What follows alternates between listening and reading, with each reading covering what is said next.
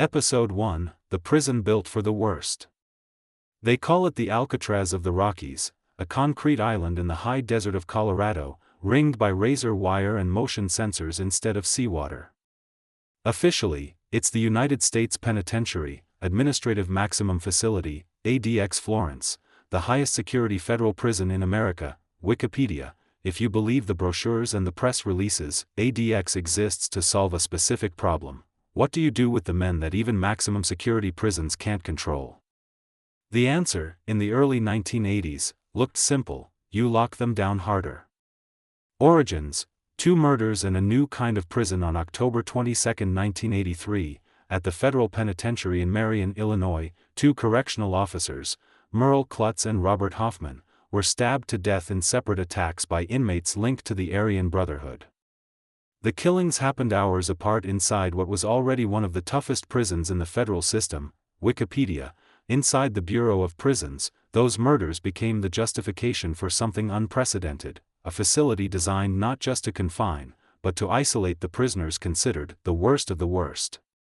Marion itself was placed into permanent lockdown and turned into a prototype, a model of what near-total isolation looked like in practice. Wikipedia. Out of that experiment came ADX Florence. Opened in 1995 on scrubland near the small town of Florence, Colorado, the Supermax was sold to the public as a clean solution to a dirty problem. Local residents helped raise money to lure it there, trading land and political goodwill for hundreds of promised jobs. Wikipedia. On paper, it sounded almost clinical: administrative maximum custody. In reality, it was a place where a human being could spend 23 hours a day alone in a cell, year after year, with almost no physical contact and almost no meaningful view of the outside world. Wikipedia. The message was clear: no one escapes from here. No one even tries. Architecture of control. Everything at ADX is built around a single idea: control through isolation. The typical cell is about 7 by 12 feet, made almost entirely of poured concrete: bed, desk, stool, even the shelf. The toilet shuts off if it's blocked. The shower is on a timer to prevent flooding. The window is a narrow slit angled upward so that an inmate can see the sky, but not the horizon, not the fence line, not any landmark that might reveal where, exactly, he is. Wikipedia. Inmates eat alone. Most have their food passed through a slot in the solid steel door. Exercise, when allowed, happens in another concrete box, often described as an empty pool or a dog run, where a man can walk only a handful of paces in any direction. Wikipedia.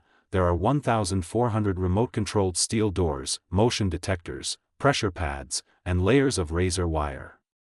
From a central control room, staff can slam the entire place shut with a single panic button if they sense trouble. Wikipedia. And then there is the population. Over the decades, ADX has housed some of the most notorious prisoners in the United States: domestic terrorists, foreign terrorists, cartel leaders, espionage defendants, and men whose violence inside other prisons made them a threat even behind bars. At one point, an isolated range was nicknamed Bombers Row because of the number of high-profile bombing defendants held there. Wikipedia. Since it opened, no one has ever successfully escaped. Corrections 1. From a distance, the place looks like exactly what it was promised to be: the end of the line. The cost of never leaving, but security on that scale comes with a hidden cost, and for years, that cost was largely invisible to the outside world. Inmates at ADX routinely spend 22 to 24 hours per day in solitary cells, with minimal human interaction beyond shouted conversations through doors or brief, controlled encounters with staff. Human rights groups and journalists have documented the psychological fallout: anxiety, depression, hallucinations, paranoia, and, in some cases, self-harm and suicide. Amnesty International. By policy, the Bureau of Prisons was not supposed to keep seriously mentally ill prisoners at ADX. In reality, men with documented mental illnesses, and men who developed symptoms after arriving, were housed in the same harsh conditions as everyone else. Repository.law.umich.edu. For years, prisoners filed individual lawsuits, often without lawyers, describing what isolation was doing to them. Those cases were usually dismissed before trial, the Marshall Project, inside the walls, that felt like a message: no one is coming. The lawsuit that broke through that changed in June 2012. That month, 11 inmates at ADX Florence filed a detailed federal class action lawsuit against the Federal Bureau of Prisons and the officials who ran the Supermax. The case was originally styled Baycoat v. Federal Bureau of Prisons, and later renamed Cunningham v. Federal Bureau of Prisons as more plaintiffs were added. Wikipedia: this was not a complaint about bad food or lost mail. It alleged something far more serious: that prisoners with serious mental illness were being misdiagnosed or not diagnosed at all, that they were denied adequate treatment, and that they were being kept in conditions that made their illnesses worse. Wikipedia: at the time the lawsuit was filed, published reports and filings alleged that multiple prisoners at ADX had died by suicide, with another added to the case after his death. Wikipedia: for the first time, the highest security prison in America wasn't just holding dangerous men. It was on trial itself. The complaint didn't seek money damages.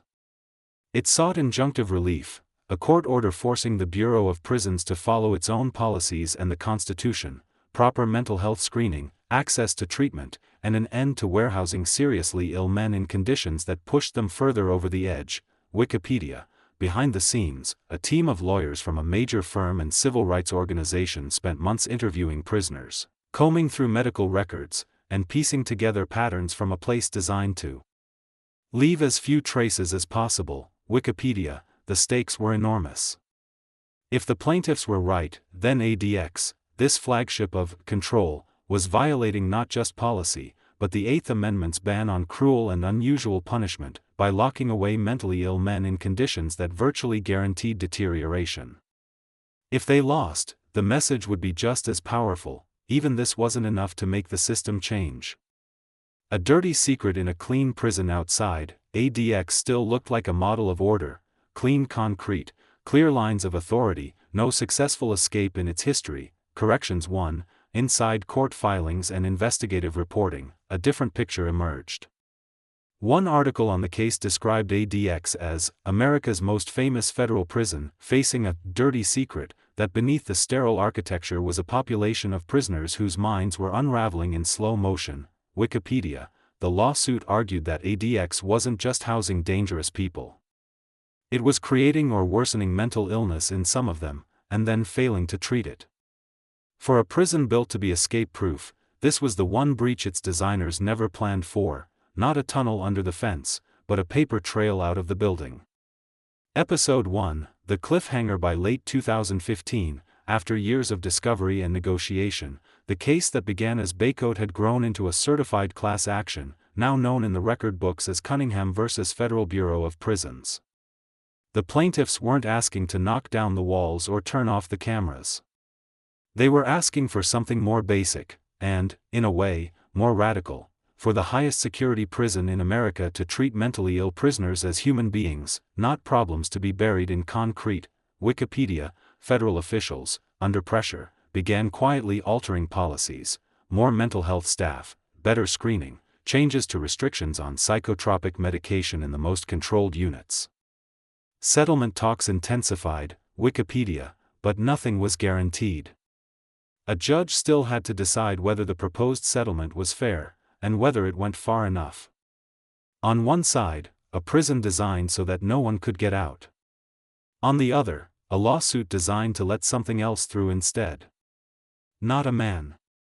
An idea. Episode 2, The Walls Begin to Tremble. For years, ADX Florence looked unmovable: 7-inch thick concrete, laser-aligned steel doors, the best surveillance technology in the federal system. Anyone standing outside the razor wire would swear the place couldn't feel pressure, that it couldn't bend. But the lawsuit Cunningham v. Federal Bureau of Prisons did something the prison was never designed to handle: it attacked from the inside out. Not with riots. Not with contraband. With documentation. With patterns. With evidence the institution couldn't make disappear. Episode 2 begins in a Denver courtroom where the stakes were higher than anyone admitted publicly. The courtroom nobody expected to matter. The first hearing opened in a wood-paneled federal courtroom with no cameras, no noise, and no space for drama.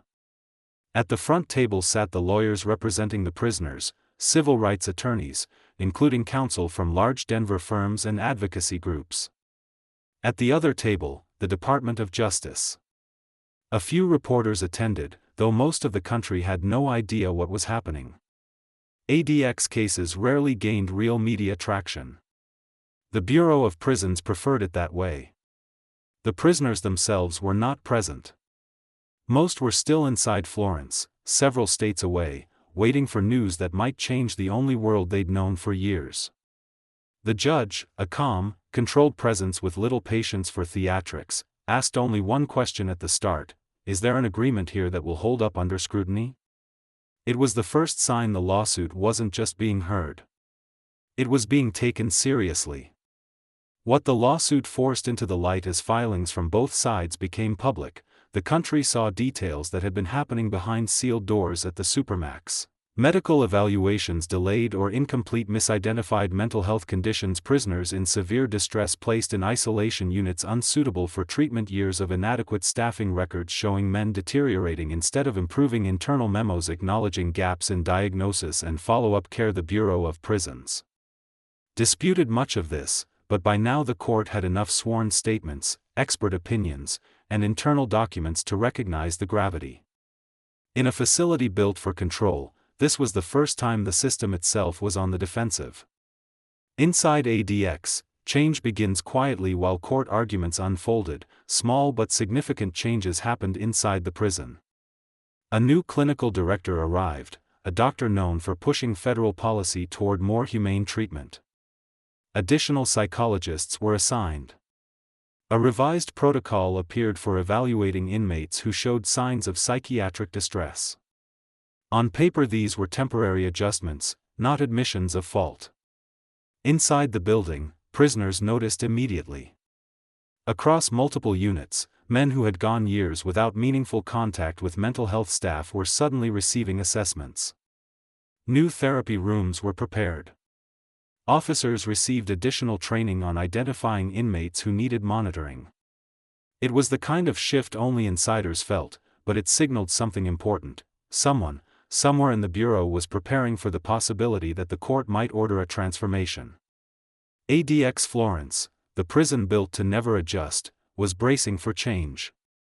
The turning point, expert testimony. In late 2014, expert evaluators toured the facility under court authority. Their findings were blunt, clinical, and damning. They described conditions that were incompatible with effective treatment for prisoners with severe mental health needs. They detailed how isolation could amplify psychiatric symptoms. They outlined how staff shortages and structural limitations prevented timely care. The judge read the reports closely. So did the Bureau of Prisons. The momentum shifted. Suddenly, instead of denying systemic problems, government attorneys were discussing remedies, specific, enforceable steps that would become the backbone of a potential settlement. Behind the scenes, something rare in federal litigation happened. Both sides began negotiating in earnest. The settlement that would rewrite the rules by mid-2015, the outline of a historic agreement was forming.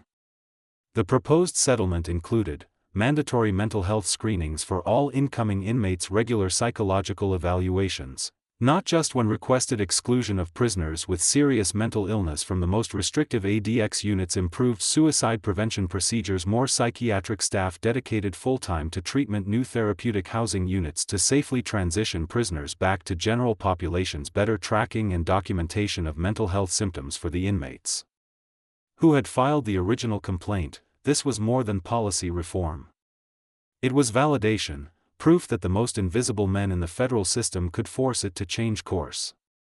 For the Bureau of Prisons, agreeing to the settlement was not an admission of wrongdoing, but it was a recognition that ADX needed a different approach. Years of pressure had finally produced the first real cracks in the institution's armor. But not everyone inside trusted it. In ADX's highest security ranges, rumors moved faster than official announcements. Some inmates believed the lawsuit was a ruse. something to calm critics without actually touching life inside the walls. Others feared the changes might backfire, leading to tighter restrictions disguised as therapy. And some whispered that the Bureau would resist the changes quietly, following policy on paper while keeping things the same in practice. Even the lawyers pushing for reform admitted privately, a settlement was just words. The real question was whether ADX staff would follow through. A system on the edge as the judge reviewed the proposed settlement, outside forces added pressure, investigative articles highlighting concerns about extreme isolation, reports from advocacy groups focused on conditions at supermax prisons, growing public discomfort with long-term solitary confinement, legal scholars questioning whether the Eighth Amendment allowed such conditions in the world of criminal justice. ADX Florence had long been untouchable, too secure, too remote, too necessary. Now it was at the center of a national debate: is absolute isolation justice, or something else entirely? Government officials feared one outcome above all others, a ruling that would force them to overhaul not just ADX, but supermax confinement across the federal system. The tension was palpable. Everyone knew the judge's decision would set a precedent far beyond Colorado. Episode 2 cliffhanger. In December 2015, after years of litigation, the judge issued a pivotal ruling: the proposed agreement could move forward, but only after public review and final court approval. ADX Florence was officially on the verge of transformation. Inside the prison, officers waited for new marching orders. Outside, attorneys prepared for final negotiations. And across the country, experts watched to see whether the Alcatraz of the Rockies would remain frozen in place, or evolve into something new. In Episode 3, we follow the aftermath: what changed, what didn't, and how decisions made in a quiet courtroom reshaped the highest security prison in America. Hit subscribe. Episode 3 is where everything comes full circle.